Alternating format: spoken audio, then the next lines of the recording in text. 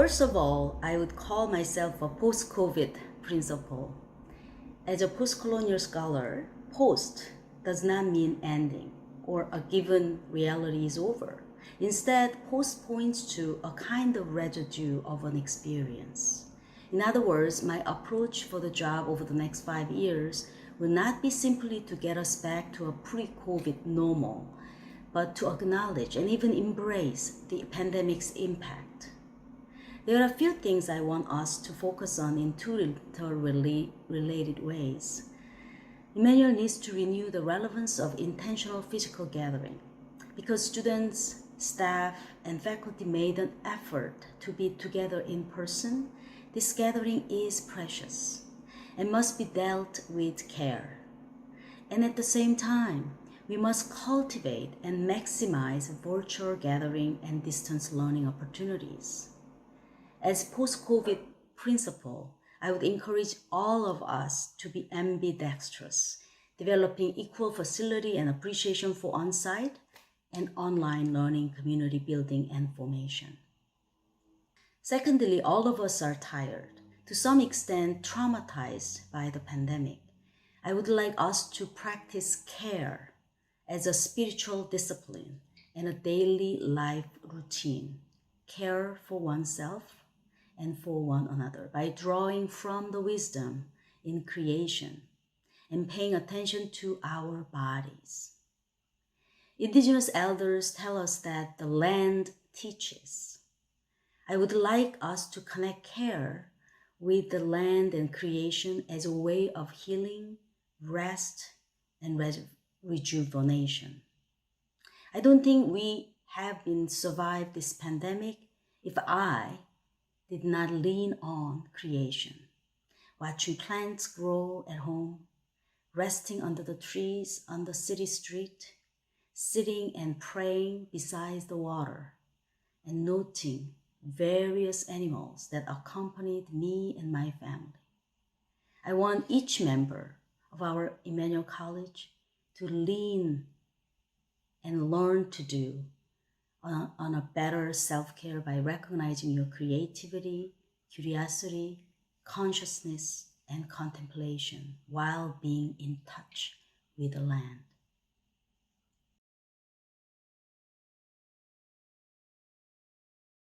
I feel honored and deeply connected with those who went before me. I almost could see the clouds of witnesses watching over me, and an image that homilist of the letter to the Hebrews in the Bible use us to encourage a discouraged people. I would not be here without many racialized women tribalizers and their persistent work on anti-racism and sexism. These people and communities come from near and far. At the same time, I feel burdened and sad that I had to be the first and that it took almost 100 years for Emmanuel to appoint a racialized person in this position. But then I feel very hopeful and even proud of Emmanuel College, who is indeed a leading theological school in this regard. It is my prayer that Emmanuel becomes a positive model and a powerful force for other schools to follow.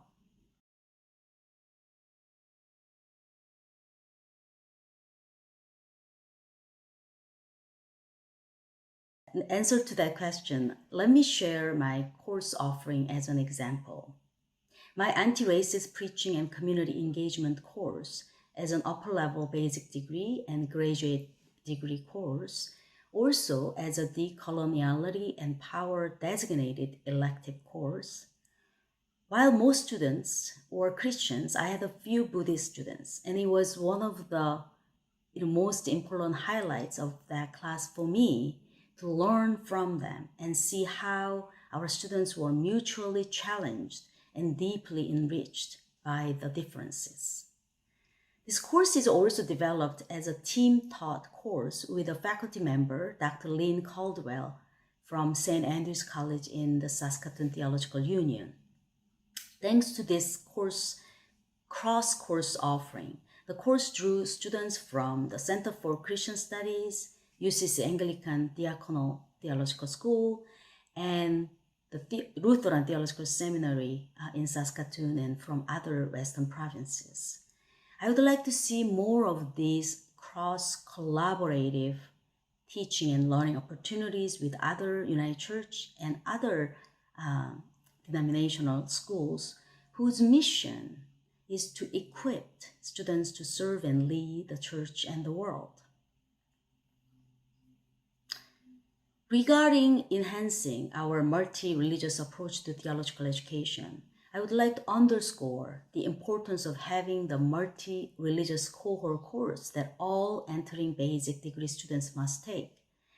I was privileged to have been invited as a guest teacher to this class since its inception, and I am very excited to witness students from various religious traditions learning about other religious practices and beliefs while trying to deepen their own traditions.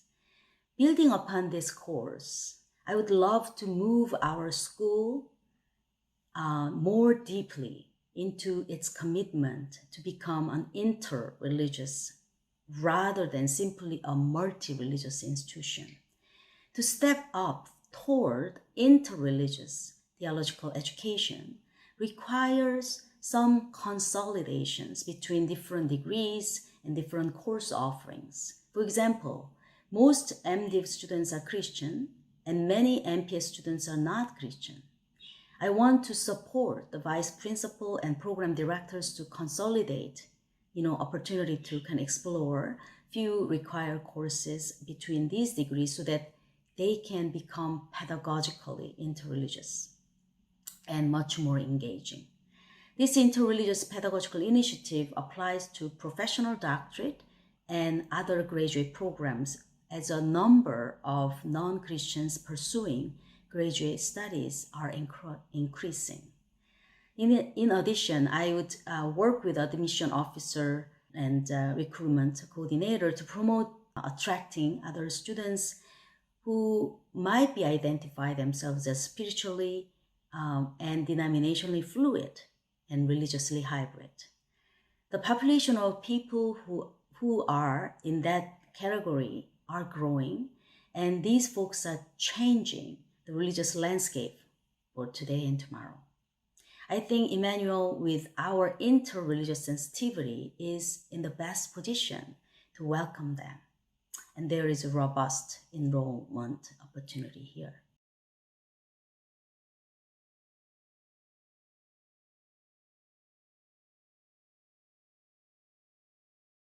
I would love to carve out and dedicate a spot on our college property to create a vegetable or wildlife garden where we can plant the seeds, tend the soil, and share its beauty and harvest with each other and the wider community.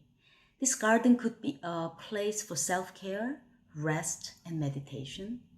It could serve as a decolonizing learning site and a relationship builder with indigenous communities.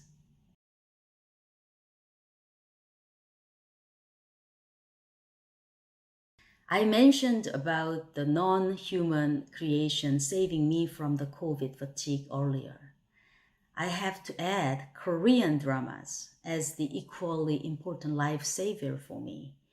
I'm internally grateful to amazing screenwriters, fantastic actors, directors, and all who helped producing such high-quality K-dramas these days. The good news is that there are more K-dramas that I can possibly watch. The one I am watching now is called Our Blues. I highly recommend that one along with bajillions others. I am amazed at the wider reach of the Korean dramas beyond the language and cultural differences that seem to touch people's hearts and minds around the world. But then I understand why, because most of these dramas deal with relationships, love, beauty, betrayal, brokenness, healing, reconciliation, music, laughter, loss. In short, they are very human. telling mincing stories of the intricacy and complexity of life.